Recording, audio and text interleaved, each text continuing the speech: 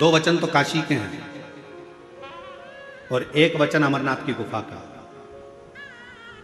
3 वचन मेरे भगवान शंकर ने पार्वती जी को दिए हैं, जिसमें से 2 वचन काशी के हैं कि काशी में शंकर भगवान से पार्वती जी कहती हैं जिस पति पत्नी में आपस में झगड़ा हो उसमें प्रेम बढ़े, ये वचन दीजिए। शिव जी ने वचन दिया पति पत्नी अगर झगड़ा करेंगे तो उनमें आपस में प्रेम बढ़ेगा, झगड़ा करने के बाद प्रेम बढ़ता है, स्नेह बढ़ता। दूसरा वचन दीजिए काशी में अगर कोई मरेगा तो उसको गुरु मंत्र तुम्हें देना पड़ेगा, तारण मंत्र तुमको देना पड़ेगा।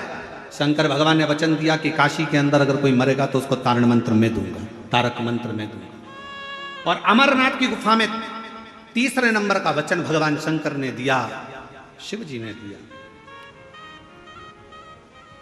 बाबा जग कल्याण के लिए 1 वचन चाहिए। क्या?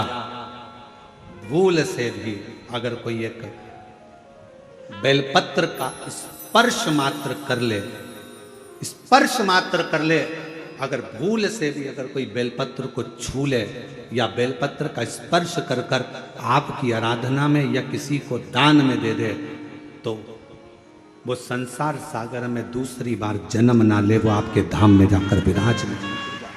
वचन दीजिए। पुनरपि जननम पुनरपि मरणम के प्रपंच से छुड़ा देता है एक बेलपत्र का पौधा।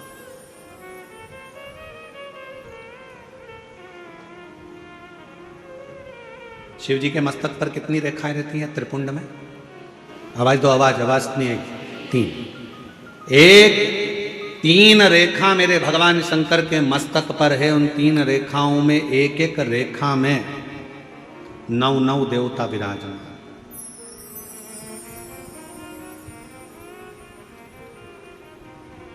एक रेखा में 9 देवता, दूसरी रेखा में 9 देवता, तीसरी रेखा में 9 देवता। ऐसे शिव जी की त्रिपुंड रेखाओं में 27 देवताओं का वास।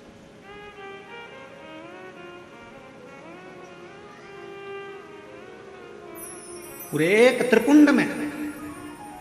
आप रोड पर से चल के आते हो, बहुत सारे तिलक लगाने वाले आपको मिलते हैं, उन्होंने अपनी थाली में फूल रख रखा है, ऐसा फूल रख रखा है, उस फूल से आपका पूरा सिर रंग देते हैं। बोलो बोलो सही है कि गलत है?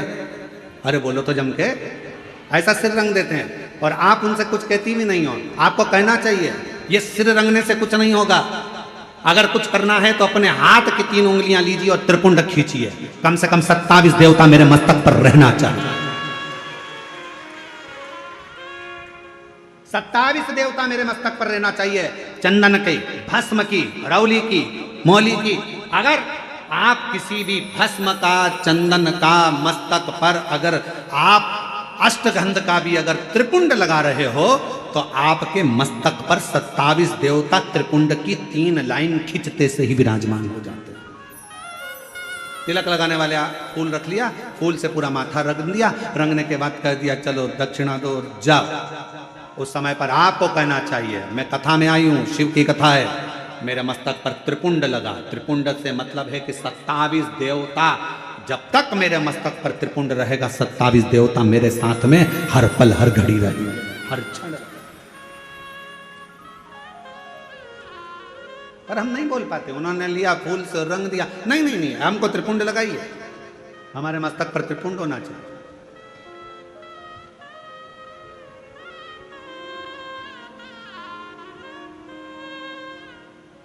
शिव जी के मंदिर जा रहे हो, भगवान शंकर का जल है, उसको भी मस्तक पर त्रिपुंड के भाव से लगा सकते। भस्म है, भाव से लगा सकते। और यदि कुछ भी ना लगा सको तो फिर एक काम करो, शंकर के मंदिर में जब जाओ, झुककर जब प्रणाम करो तो अपना मस्तक शिव के चरणों में झुककर प्रणाम करोगे तो जो शिव भक्त आएंगे उनके चरण की रज आपके जब मस्तक पर लगेगी तो आपका कल्याण कर देगी, आपका उद्धार कर देगी, कल्याण कर देगी।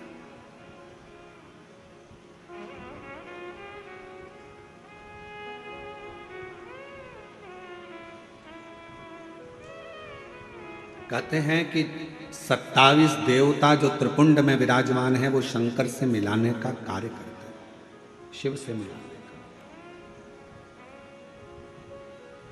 बाकी सी लटक गई नैनों में अटक गई, कब तुम दर्श दिखाओगे। बाकी सी लटक गई नैनों में अटक गई, कब तुम दर्श दिखाओगे। हिचक्याना रुके भोलेनाथ, मने थारी याद सतावे। ओ काशी के भोलेनाथ, मने थारी याद सतावे।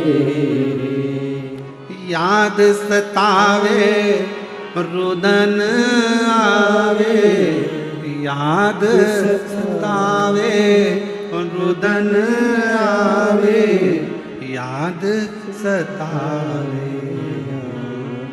ओ काशी के भोलेनाथ, मने थारी याद सतावे।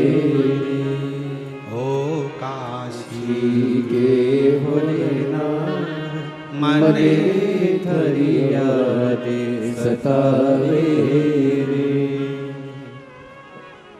हिचक्याना रोके भोलेनाथ, हिचक्याना रोके भोलेनाथ, मने थारी याद सतावे। ओ काशी के भोलेनाथ, मने थारी याद सतावे। आप उसको जब मस्तक पर त्रिपुंड में 3 रेखाओं में जब 27 देवता विराजमान हो जाते हैं तो वो शिव से मिलाने का कार्य करते हैं। शिव से कितना सुंदर एक व्याख्यान आया ब्रह्मा जी का। ब्रह्मा जी जब झूठ बोल दिए और झूठ बोले तो भगवान शंकर को क्रोध आ गया। पांव का नख तोड़ा, काल भैरव प्रकट करा। काल भैरव ने अपने हाथ का नख तोड़ा, ब्रह्मा जी का सिर काट दिया। सिर लुढ़कते लुढ़कते गया तो कर्मनाशा नदी बन गई, जो आज भी उत्तर प्रदेश में बहती है।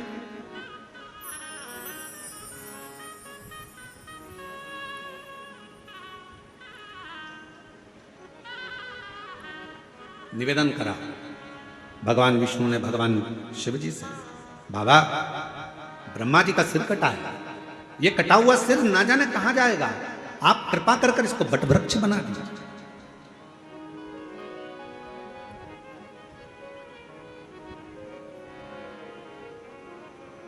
इसको बट वृक्ष बना दो, आप करुणा करो, इसको बड़ का पेड़ बना दो, बट वृक्ष बना दो।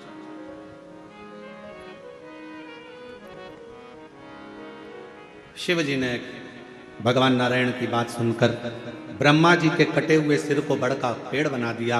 शंकर भगवान उसी बड़ के पेड़ के नीचे विराजमान हो गए। शिव जी का नाम बटकेश्वर महादेव। बटकेश्वर महादेव एक नाम शंकर जी का ऐसा है जो व्यक्ति के कर्जे को समाप्त करता है। कर्जा करने के बाद व्यक्ति सोचता है मेरा कर्जा नहीं चूक रहा, बहुत ज्यादा टेंशन में चलता है। पैसा अगर कर्जा तुमने लिया है तो चुकाओगे भी तुम, तो फिर टेंशन करने की जरूरत क्या है। ज्यादा कर्जा हो गया महाराज, अब क्या करें। पति और पत्नी इतने डिप्रेशन में पहुंच गए कि आखिरी में अपने शरीर को ही त्याग दिया, मरने की तैयारी कर ली। ना ना ना, शिव महापुराण की कथा कहती है कर्जा तुमने करा है, कर्जा तुमने लिया है, चुकाओगे भी तुम, घबराना नहीं। कर्जा ज्यादा हो जाए तो बड़ के पेड़ के नीचे श्री शिवाय नमस्तुभ्यम का जाप करिए। बट वृक्ष के नीचे अगर कोई शंकर का शिवलिंग है उसका पूजन करिए। बट वृक्ष के नीचे कोई भगवान शंकर का अंश अवतार श्री हनुमान जी महाराज भी अगर किसी बट वृक्ष के नीचे विराजमान है उसका स्मरण करिए। शंकर का ही अंश स्वरूप आद्य शक्ति दुर्गा भवानी भी अगर बट वृक्ष के नीचे आद्य शक्ति भी बैठी हुई है तो उसका भी स्मरण करिए। बट वृक्ष के नीचे कोई देवता अगर विराजमान है उसका पूजन करिए, उसकी आराधना करिए।